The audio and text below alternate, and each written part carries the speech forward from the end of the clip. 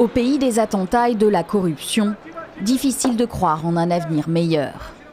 Alors quand on interroge de jeunes Afghans à quelques jours de l'élection présidentielle, leurs réponses sont pleines de fatalité.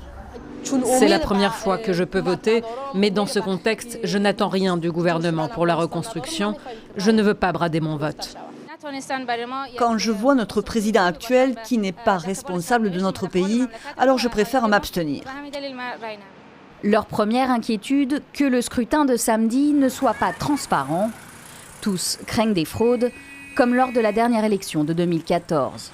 Un scrutin tellement controversé que le président élu Ashraf Ghani avait dû finalement partager le pouvoir avec son concurrent Abdullah Abdullah, aujourd'hui devenu son vice-président.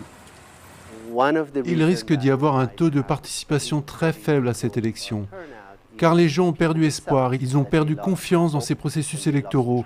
Un autre frein aussi, c'est l'intimidation et la violence. Aujourd'hui, ces jeunes, qui n'ont connu que la guerre, réclament enfin un cessez-le-feu. Beaucoup redoutent un retour des talibans. Je veux voter pour un chef patriote. La guerre doit cesser, elle a fait trop de victimes. On veut la paix dans notre pays. Une certitude, les talibans ne reconnaîtront pas les élections. Dans les districts qu'ils contrôlent, au sud et à l'est du pays, le scrutin n'aura pas lieu. Et ils ont déjà promis d'intensifier leurs attaques le jour du vote samedi prochain.